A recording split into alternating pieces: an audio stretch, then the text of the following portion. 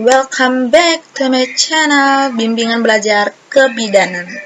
Yaps, dari Midwifery Cave. Kali ini kita akan membahas tentang edukasi hukum kebidanan yang materi kita yaitu jenis-jenis abortus.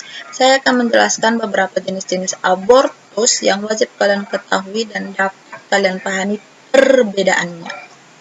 Yang pertama yaitu abortus imminens, incipiens, complete, incomplete, habitualis, infectious, dan misabortion.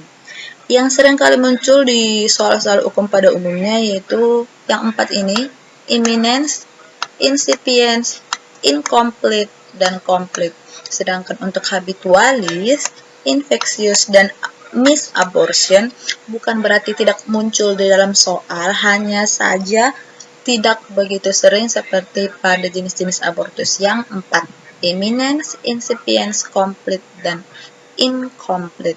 Tetapi kita akan tetap membahas untuk semua jenis-jenis aborsi dan dapat dibedakan dengan kata kunci yang sudah saya ringkas. Kita bahas yang pertama yaitu abortus imminens. Apa sih abortus imminens itu? Abortus imminens itu adalah peristiwa terjadinya perdarahan dari uterus pada kehamilan sebelum 20 minggu. Ingat, abortus itu terjadi pada kehamilan sebelum 20 minggu. Jadi kalau dia di atas 20 minggu berarti bukan kata kunci dari abortus, melainkan bisa jadi placenta previa atau solusio placenta jika kehamilannya sudah di atas 20 minggu. Kata kunci dari abortus imminens, ada 5 kata kunci yang wajib kalian ketahui untuk abortus imminens. Yang pertama yaitu hasil konsepsi masih di dalam uterus, serviksnya masih tertutup, perdarahannya masih sedikit, tidak ada jaringan, nyerinya itu sedang. Ingat kata kuncinya itu serviks masih tertutup, berarti kalau dia imminens, serviksnya itu tertutup, perdarahannya itu sedikit, dan hasil konsepsinya masih di dalam uterus. Hasil konsepsi berarti janinnya seperti itu, masih di dalam uterus. Selanjutnya kita akan membahas tentang abortus incipiens. Abortus incipiens yaitu peristiwa perdarahan dari uterus pada kehamilan sebelum 20 minggu. Sama dengan abortus incipiens, imminens terjadi pada 20 minggu. Dengan adanya dilatasi serviks uteri yang meningkat. Ingat, dengan adanya dilatasi serviks yang meningkat. Kita ingat kata kunci. Kata kunci dari abortus incipiens, hasil konsepsi masih dalam uterus. Ingat, masih sama-sama di dalam uterus, sama dengan imminens. Perbedaannya apa? Incipiens itu serviksnya sudah terbuka, perdarahannya sudah mulai ada yang banyak, tidak ada jaringan. Walaupun serviksnya terbuka, tapi jaringannya masih utuh di dalam. Nyerinya udah mulai hebat. Ingat, serviksnya sudah terbuka, perdarahannya sudah mulai banyak, tapi jaringannya masih tetap di dalam walaupun serviksnya terbuka. Itu merupakan ciri khas dari abortus imminens. Kalian harus ingat setiap kata kunci dari abortus. Kita lanjutkan yang selanjutnya, abortus incomplete. Abortus incomplete, peristiwa pengeluaran hasil konsepsi pada kehamilan sebelum 20 minggu dan masih ada sisa tertinggal di dalam uterus. Artinya hasil konsepsinya itu udah mulai ada yang keluar karena sudah dibilang ada sisa. Kita lihat kata kuncinya. Yang pertama yaitu yang harus kalian ketahui, hasil konsepsi keluar sebagian. Ingat, incomplete berarti sebagian. Serviksnya terbuka sama dengan incipiens, bedanya jaringannya sudah keluar sebagian. hasil konsepsinya sudah keluar sebagian. Perdarahannya juga sudah banyak, nyerinya juga sudah hebat. Ingat, dia adalah abortus incomplete. Kita lanjutkan dengan abortus complete. Abortus komplit itu peristiwa perdarahan pada kehamilan muda di mana seluruh hasil konsepsi telah dikeluarkan dari kavum uteri. Seluruh hasil konsepsi. Kita lihat. Yang pertama yang harus kalian ingat untuk abortus komplit. Hasil konsepsi keluar seluruhnya. Hasil konsepsi keluar seluruhnya. Dikeluarkan. Serviksnya sudah terbuka. Perdarahannya sudah banyak dan nyerinya sudah hebat. Yang sangat ciri khas dari abortus komplit yaitu hasil konsepsinya sudah di luar keseluruhan. Maka disebutlah dia abortus komplit. Kita lanjut dengan abortus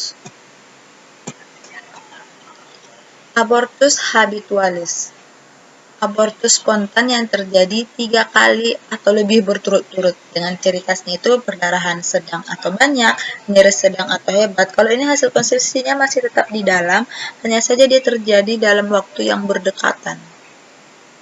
Selanjutnya yaitu misabortion. Misabortion itu kematian janin sebelum 20 minggu, namun dia tidak dikeluarkan. Dalam arti ibunya tidak mengetahui. Dalam arti di sini minimnya pemeriksaan kehamilan terhadap ibu sehingga tidak mengetahui sampai pada usia 8 minggu atau lebih belum dikeluarkan. Perdarahannya banyak, nyeri sedang sampai hebat, konsepsinya di dalam. Selanjutnya yaitu abortus infeksius. Adalah keguguran yang disertai infeksi genitalia. Dengan ciri-ciri perdarahan banyak, nyeri yang sangat hebat, konsepsinya masih di dalam, adanya kuman atau infeksi oleh bakteri yang masuk ke peritoneum. Jadi abortus infeksius diakibatkan oleh suatu bakteri, virus, kuman, atau virus lainnya yang masuk melalui genitalia yang mengakibatkan abortus.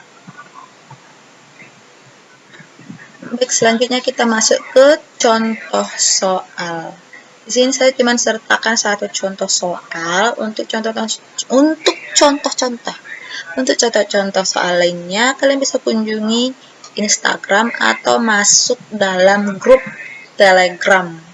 Di sana kita diskusi tentang soal-soal mengenai UPOM dan materi yang terupdate. Kita bahas seorang perempuan umur 28 tahun, G1 penol A0, hamil 12 minggu, datang ke rumah sakit dengan keluhan nyeri perut bagian bawah. Hasil anamnesis, ingat hasil anamnesis, keluar darah sedang, bercampur sedikit gumpalan, dari kemaluan sejak 2 jam yang lalu. Hasil pemeriksaan keadaan umumnya baik, tensinya normal, nadinya normal, dan kontraksi uterus. Nyeri tekan abdomen bagian bawah. Hasil in speculo, tampak serviks membuka. Ingat, tampak serviksnya membuka dan terlihat jaringan pada serviks. Hasil in speculo, tampak serviks membuka dan terlihat jaringan pada serviks. Diagnosa apakah yang paling mungkin pada kasus tersebut? Tampak serviks membuka, berarti sudah tidak pasti yang namanya imminence. Sedangkan untuk abortus komplit, terlihat jaringan pada serviks. Bisa jadi. Tapi kalau insipient sudah tidak mungkin. Apalagi molahidatidosa. Sangat tidak mungkin. Keadaan umum baik, tekanan darah semuanya baik, ada kontraksi uterus, nyeri tekan abdomen di bagian bawah, hasil in speculo tampak serviks membuka dan terlihat jaringan pada serviks.